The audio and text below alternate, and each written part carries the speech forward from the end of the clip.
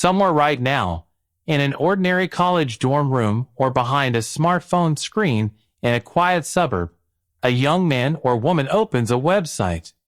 They are looking for adventure. They want to serve their country. They imagine themselves as the heroes of espionage thrillers. They do not know yet that this simple mouse click will forever strip them of a normal life. Welcome to the real world of intelligence. A world that will hollow out your soul and fill the void with state secrets. Level 1. The applicant. You start like everyone else. A standard online application on the Central Intelligence Agency website. You fill in your name, your education, your employment history. You click submit and you wait. 4 months.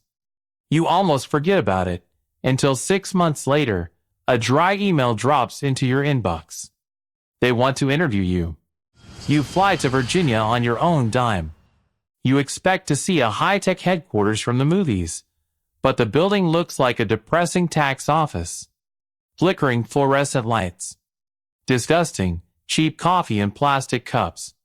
A man in a gray, unremarkable suit sits you in a chair and asks you questions. For 4 hours straight. Where did you grow up? What languages do you think in? Have you ever used illegal drugs? Have you ever been arrested by the police?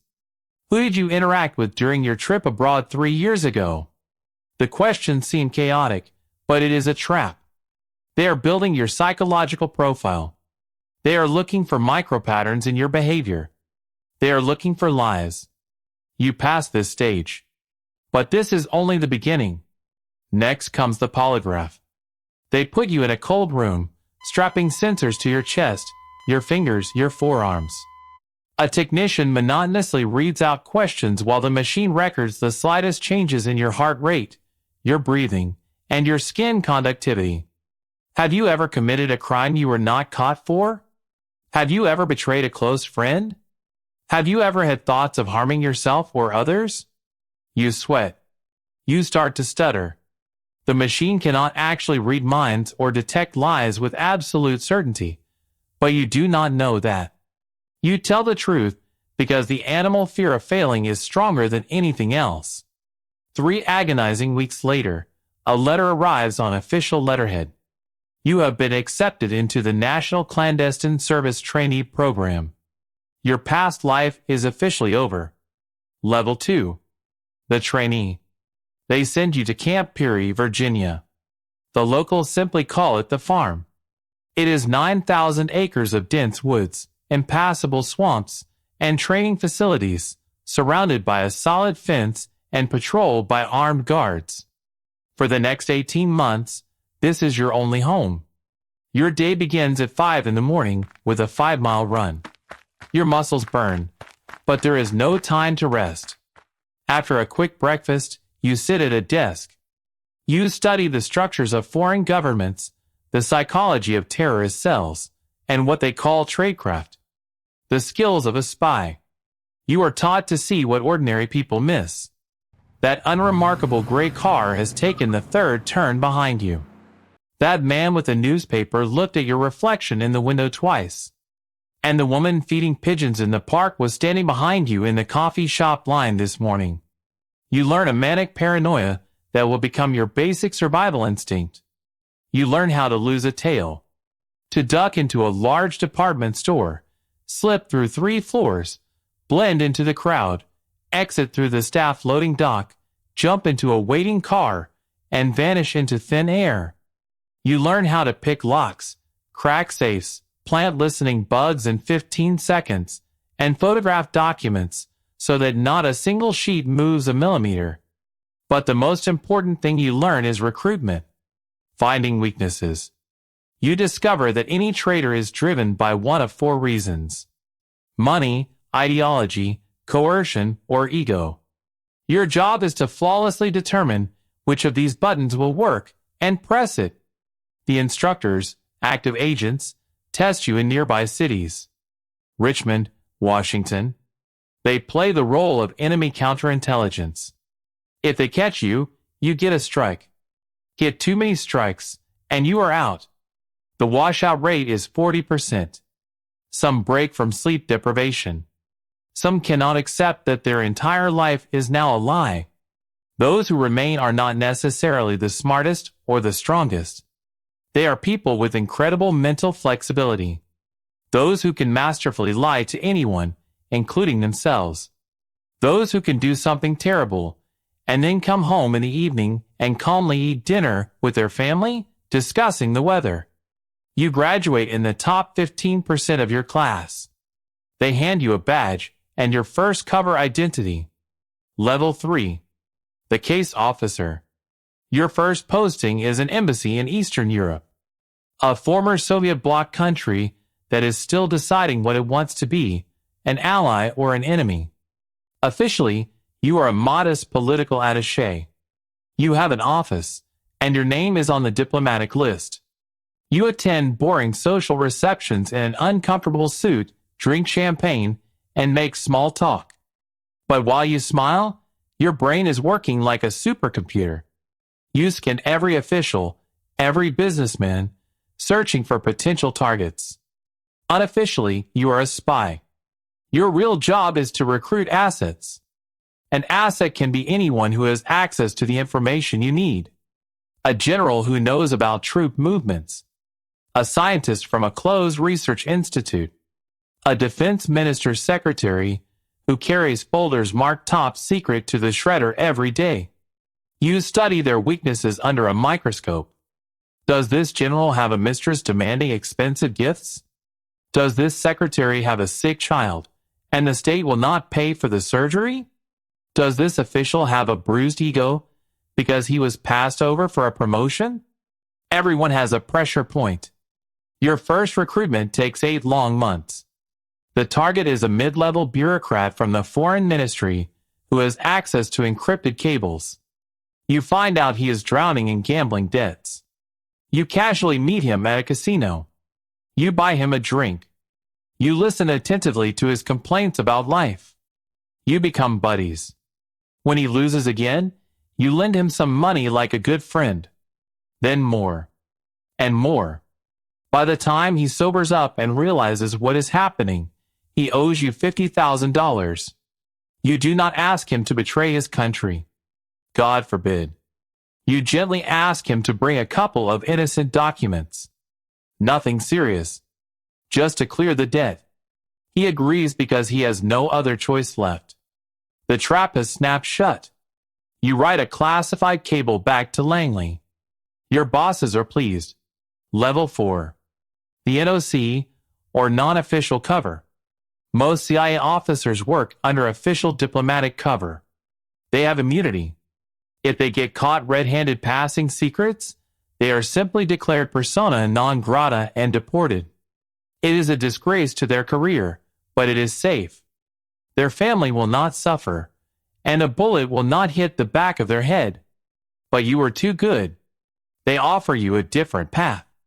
Non-official cover. It is the most dangerous, the loneliest, and the most ruthless job in intelligence. You will no longer have a diplomatic passport. You will not have an embassy to run to if things get hot. If you get caught, the CIA will say they have never heard of you. The State Department will shrug. The president will deny your existence on live television. In some countries, espionage without diplomatic cover means a life sentence. In others, it means torture in windowless basements. In others, it is a quick gunshot and a nameless grave in the desert. The risks are astronomical. And you say yes. They build you a legend, their word for your new, completely fabricated identity. You are now a top manager of an international consulting firm. This firm is a fake CIA shell, but it has a real office, real clerks, and even real clients who suspect absolutely nothing. You fly to countries where America officially has no intelligence present at all. You live your legend 24 hours a day, 7 days a week. Your neighbors in your elite apartment complex think you are a boring businessman. Your girlfriend is certain you just travel frequently for work. Your parents think you quit the government sector long ago for a bigger paycheck. The only people on the planet who know who you really are your handlers back at Langley. but you have not seen them in person for 2 years. All communication is through dead drops in parks and encrypted protocols on the darknet. You are absolutely, totally alone. Level 5. The Paramilitary Officer.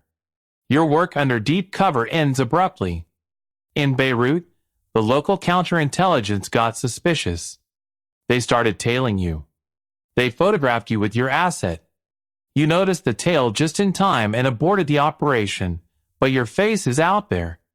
You are compromised. The door to that region is closed to you forever.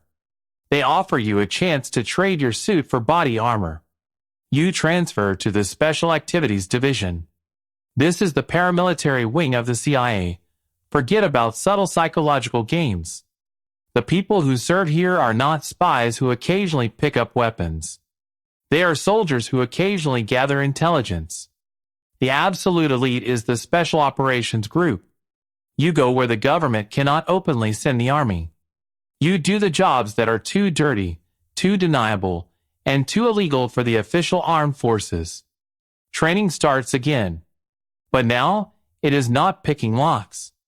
It is 6 months of the most brutal military survival courses on the planet. Close quarters combat, explosives, high-altitude parachute jumps with oxygen masks, combat diving, and harsh interrogation resistance. Your instructors are veterans of Delta Force and SEAL Team 6. They do not care how beautifully you used to recruit officials in a casino. They only care about one thing. Can you kick down a door, clear a room full of armed fanatics, and not get your teammates killed? Your first mission is Afghanistan. Your goal is hunting high-value targets. Al-Qaeda leaders, Taliban field commanders, bomb makers. You live in a mud brick compound high in the mountains for 3 months. You grow a thick beard, wear local clothing, eat rice and mutton. You work with Afghan militiamen whose loyalty is bought and sold every single day. Today they are with you, and tomorrow they might slit your throat in your sleep for a good bounty from the enemy. You call in drone strikes. You watch through thermal imaging as Hellfire missiles turn buildings into smoking craters. Sometimes the intelligence is perfectly accurate, and bad people die. But sometimes the intelligence is wrong. The missiles hit where there are no commanders. Women die. Children die. People who are simply in the wrong place at the wrong time. You force yourself not to think about it. Otherwise, you will lose your mind. And tomorrow, you have a new mission. You are awarded a secret medal for an operation that never happened, in a country where you officially never were. Your family will never know why you sometimes wake up in the middle of the night in a cold sweat, screaming. Level 6. The Team Leader. After 5 years in blood and dust, you are promoted. You are now a unit commander. You have 8 operators under your command. For career CIA officers like yourself, and for contractors, former special forces, who get paid 3 times what you make. But you make the decisions. The crushing weight of responsibility for their lives now rests on your shoulders. Civil war in Libya. Gaddafi's regime is falling, and the country is plunging into bloody chaos. The streets are burning. Military depots are being looted by marauders. Your mission is to locate and secure chemical weapons depots before ISIS terrorists get their hands on them. One wrong move, and cylinders of sarin or mustard gas will end up on the black market. 6 weeks in ruined Tripoli. You operate only as ghosts, deep in the night. You sleep during the day in snatches of 2 hours, changing safe houses every 48 hours. You hand out stacks of cash to militia leaders for crumbs of information. You interrogate prisoners. You pay informants, knowing that any of them could be leading you into an ambush. You raid warehouses. You kick in doors in pitch darkness, never knowing if an empty hangar awaits you, or tripwires and heavy machine guns.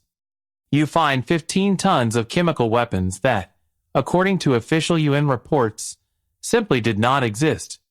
It would be enough to wipe out the population of a major metropolis. Transporting it is impossible, It is too dangerous. You wire everything with thermite charges and burn it to the ground. On your last night before extraction, your convoy is caught in a brutal ambush. A hail of bullets tears through the metal. One of your men is killed instantly. 2 are heavily wounded. You drag a wounded man on your back for half a mile to the extraction point, choking on dust while bullets snap right past your ears. You make it out by a miracle. In the files, the mission is marked as a brilliant success. And you sit in an empty room, writing letters to the families of the dead and wounded. These letters are pure lies. You cannot write how he actually died. You invent a beautiful story about an accident during a training exercise. And you cannot discuss this with a single living soul. Level 7. The Station Chief.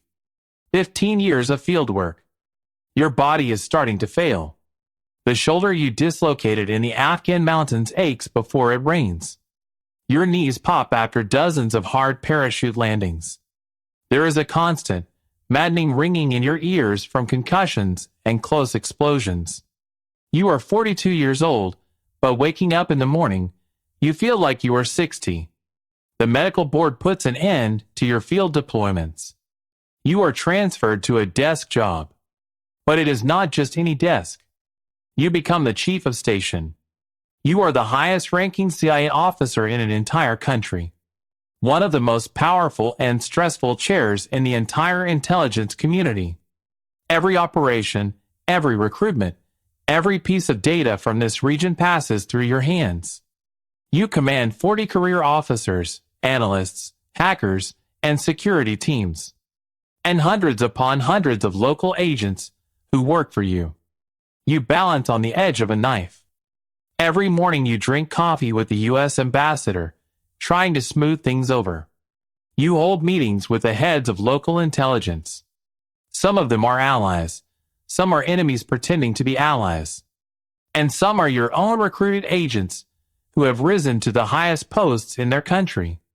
The politics drain the life out of you. Washington demands aggressive results. The ambassador begs you to avoid international scandals. You approve daring operations, knowing that a failure will sever diplomatic ties. You cancel promising missions because the risk of losing people is too high. Any success you have will forever remain classified. Any mistake you make will be on the front pages of world newspapers tomorrow. You sleep 4 hours a night on sleeping pills. You have not taken a vacation in 3 years. Your marriage fell apart during your second tour in the Middle East. Your kids grew up long ago, and you interact like polite strangers. They only know the fake cover story you have fed them their entire lives.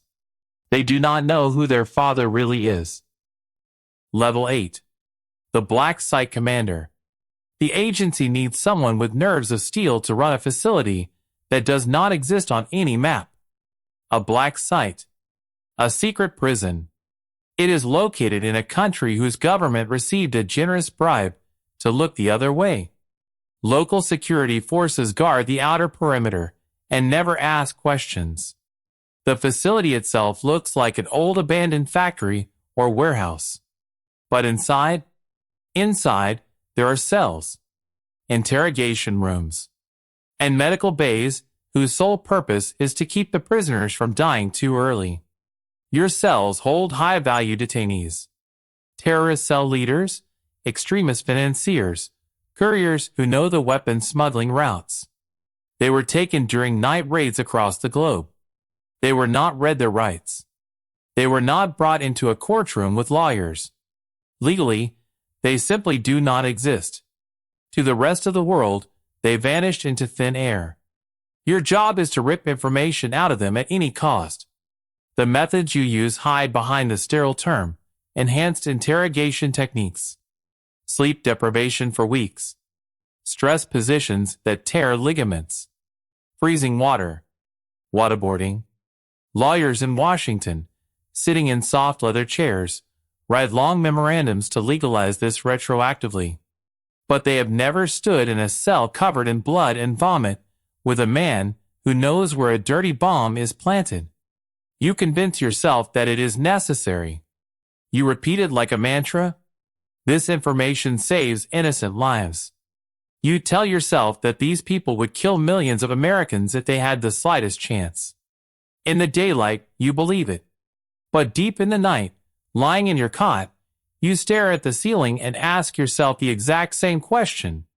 Are we still the good guys? Or have we become monsters to defeat the monsters? After 2 years, you hand over your post. They hand you a certificate of commendation that will never be entered into your official personnel file. The prison continues to operate under the command of someone else. You do not ask who. You no longer want to know. Level 9. The Division Director. And now you are back at Langley. Headquarters. The building you walked into 25 years ago as a terrified applicant. Now, walking down the hallway, you pass the memorial wall. Carved into the white marble are nameless black stars in memory of fallen agents. 139 stars. Some of them were your best friends. Some died on operations that you personally planned. You run an entire division of the National Clandestine Service. Maybe it is the Near East Division, or the Counterterrorism Center. You have thousands of officers around the globe under your command. Petabytes of classified data settle in your servers.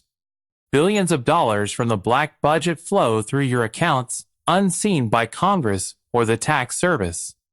You sit in the Situation Room of the White House side by side with the Secretary of Defense and the President. You advise on the coordinates for the next drone strike. You authorize covert operations in Iran, Syria, Pakistan. You erase the line between war and peace. You put your signature on orders that any international tribunal would call war crimes, if those orders ever saw the light of day. You testify at closed hearings in the Senate. Senators ask sharp questions for the record, and you give them answers that are technically true, but masterfully incomplete. And everyone in that room knows the rules of the game. Politicians do not want to know the bloody details. They need plausible deniability, so that in case of failure, they can say, "We knew nothing." And you give them that alibi. The machine keeps running. Bodies pile up in countries the average American cannot even find on a map.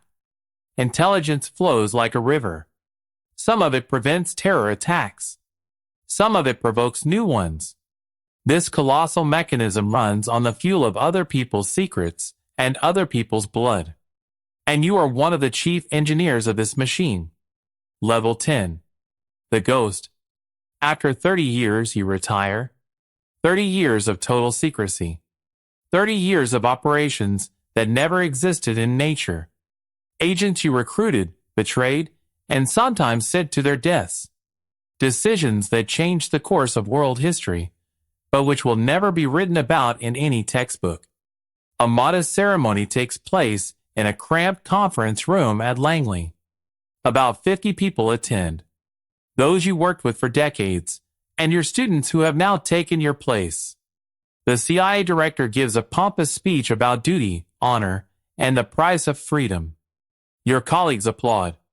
Someone stealthily wipes away a tear. They hand you the Distinguished Intelligence Cross, the highest award of the agency. A beautiful piece of metal that will forever remain in a dusty box on the top shelf of your closet. You cannot hang it on the wall. You cannot explain to anyone what you received it for. You sign another stack of non-disclosure agreements. You are coldly reminded that everything you saw, did, and knew will remain a state secret until your dying breath. You buy a house in a quiet Virginia suburb, far from the noise. You have almost no friends. Old comrades are scattered across the world, or dead. Civilians seem like aliens to you. You cannot tell them where you have been for the last 30 years. You cannot explain the origin of the scars on your body. You cannot explain to your neighbor why sometimes, at 3 a.m, with a gun in your hand, you methodically walk the perimeter of your property, searching the bushes for threats that have long ceased to exist. You have a massive pension and the best health insurance in the country. The government generously takes care of its attack dogs. But you are left alone with your demons. The faces of the people you recruited who were exposed and executed. The cries of children from homes destroyed by missiles.